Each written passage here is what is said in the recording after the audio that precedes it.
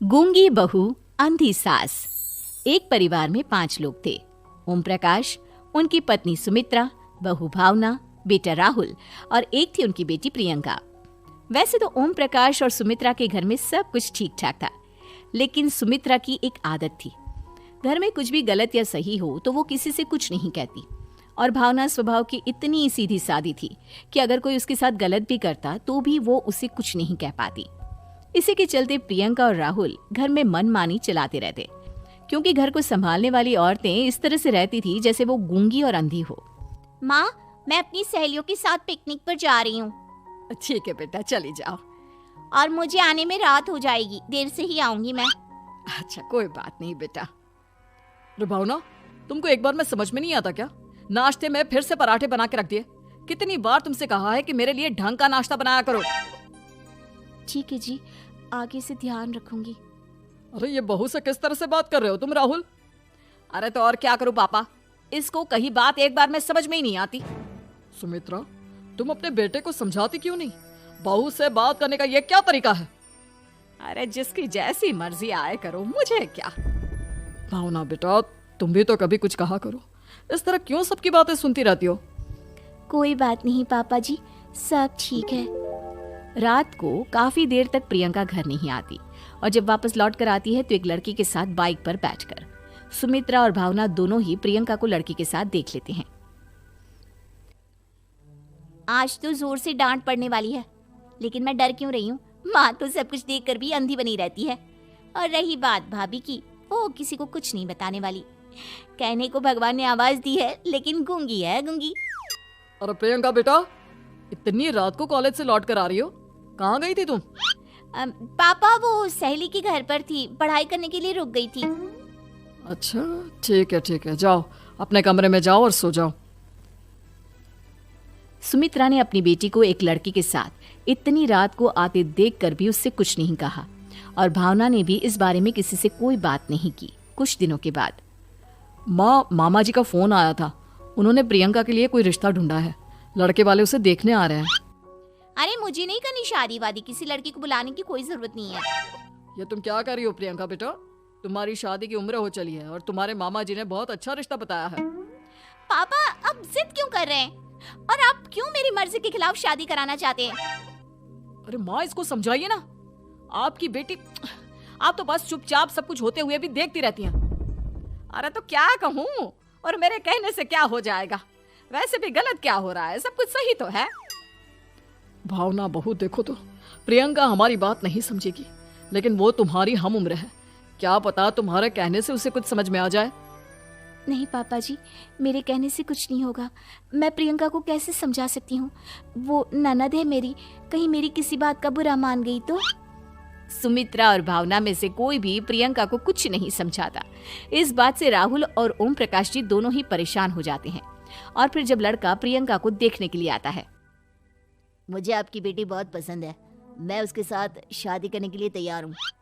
देखो, मुझे तुमसे शादी नहीं करनी, और ये बात जितनी जल्दी समझ में आ जाए अच्छा रहेगा। अरे तो फिर आप लोगों ने मुझे यहाँ बुलाया ही क्यों? माफ कर दो बेटा, वो हमारी बेटी जरा गुस्से में है, हम उसे समझाने की कोशिश करते हैं। हाँ, देखिए आप नाराज मत होइए, वो तो उसने बस ऐसे ही कह दिया होगा। अरे कोई ऐसे ही कुछ कहता है क्या? और ये आपकी पत्नी और माँ, ये दोनों इस तरह चुपचाप क्यों बैठे हैं, जैसे इस घर के मेंबर ही ना हो? आपके घर में सब कुछ ठीक तो है ना? अरे सब कुछ ठीक है बेटा। सुमित्रा, समझाओ ना अपनी बेटी को। अरे क्या समझाऊं, क्या होगा समझाने से? सब ठीक ही तो हो रहा है, गलत क्या हो रहा है? भावना, प्रियंका को अंदर लेकर जाओ और उससे समझाओ कि कितना अच्छा रिश्ता है। इतना अच्छा लड़का है, इस तरह से बिहेव ना करे। नहीं जी, मैं किसी से कुछ नहीं कह सकती जी। अरे अजीब परिवार है, मुझे तो यहाँ से निकलना पड़ेगा। इस तरह से तो आपकी बेटी की शादी किसी से नहीं हो सकती। जिसके घर की औरतें गूंगी और अंधी बनकर बैठ जाए, उस घर का कुछ नहीं हो सकता। ओम प्रकाश और राहुल सुमित्रा और भावना की हरकतों की वजह से बहुत परेशान हो जाते हैं। एक दिन वो दोनों आपस में बात करते हैं। पापा, समझ में नहीं आता कि भावना और माँ को कैसे समझाया जाए। सही कहते हो बेटा, तुम और मैं काम के सिलसिले में सारा दिन घर के बाहर रहते हैं और घर की दोनों औरतें जिन्हें सारा घर संभालना चाहिए, गूंगी और अंधी बनकर बैठी हैं। पापा, आप ही बताइए इसका क्या उपाय है? मेरी तो कुछ समझ में नहीं आता बेटा, लेकिन हमें कुछ तो करना पड़ेगा, क्योंकि इन सब की वजह से प्रियंका बहुत ज्यादा बिगड़ती जा रही है। तुमने देखा उसे किस तरह से बिहेव किया था। अरे लेकिन पापा हम करेंगे क्या? हमें एक नाटक करना होगा। कुछ दिनों के लिए हम भी गूंगे और बहरे बन जाते हैं, उसके बाद इन दोनों औरतों को अकल आएगी। हाँ पापा, शायद आपकी बात ठीक है। हम दोनों हर बार बात को संभाल लेते हैं और इसी वजह से माँ और भावना कुछ भी करने की कोशिश ही नहीं करते। और फिर अगले दिन, भावना, नाश्ते में क्या बनाया है? जी पराठे बनाए हैं। मेरे लिए पोहा बना दो। अच्छा जी ठीक है, अभी बना देती हूँ जी। बहू, नाश्ते में क्या बनाया है? पापा जी पराठे हैं और पोहे बन रहे हैं। और बहू, मुझे तो उपमा खाने का मन था, मेरे लिए उपमा बना दो। ठीक है पापा जी, अभी बना देती हूँ। भाभी जल्दी से जरा मेरा कॉलेज का टिफिन तो पैक कर देना। और सुनो, मुझे ना भिंडी की सब्जी खाने का मन है। सुमित्रा चुपचाप बैठी बैठी सब कुछ देख रही थी। उसने किसी से कुछ भी नहीं कहा और ये देखकर भावना को मन ही मन गुस्सा आ रहा था, लेकिन वो किसी से कुछ नहीं कह रही थी। उसे लग रहा था कि ओम प्रकाश जी, जो हमेशा उसकी साइड लेते थे, वो भी आज चुपचाप बैठे हुए थे। शाम के वक्त प्रियंका अपने बहुत सारे दोस्तों को लेकर घर आती है और उधर दूसरी तरफ से राहुल भी अपने ऑफिस के दोस्तों को लेकर घर आ जाता है। प्रियंका अपने कमरे में तेज म्यूजिक चलाकर डांस करती है और राहुल अपने दोस्तों के साथ बैठकर जोर जोर से हंस रहा था। प्रियंका और राहुल मिलकर पूरे घर को अस्त व्यस्त कर देते हैं, लेकिन भावना उनसे कोई शिकायत नहीं करती और सुमित्रा जी भी चुपचाप बैठी रहती है। लेकिन भावना और सुमित्रा के अंदर का गुस्सा धीरे धीरे बढ़ रहा था। फिर रात को ओम प्रकाश और राहुल एक दूसरे से बातें करते हैं। पापा, हमने इतना कुछ किया, फिर भी भावना कुछ बोलती ही नहीं और माँ भी कुछ गलत करने से किसी को रोकती ही नहीं। तुम चिंता मत करो बेटा, इन दोनों के अंदर का गुस्सा भर रहा है और बहुत जल्दी बाहर आने वाला है। अगले दिन, अरे बहू, ये कपड़े धुले हैं या गंदे हैं? पापा जी कपड़े तो मैंने धोकर ही आपकी अलमारी में रखे थे। मुझे तो साफ नहीं लग रहा है, एक बार और धो देना। प्रियंका, मैं सोच रहा था कि तुम्हें उस लड़के से शादी नहीं करनी है ना, मत करो। एक काम करो, वैसे भी क्या रखा है शादी वादी में, तुम्हें जो लड़का पसंद है उसके साथ जाकर कोर्ट मैरिज कर लो।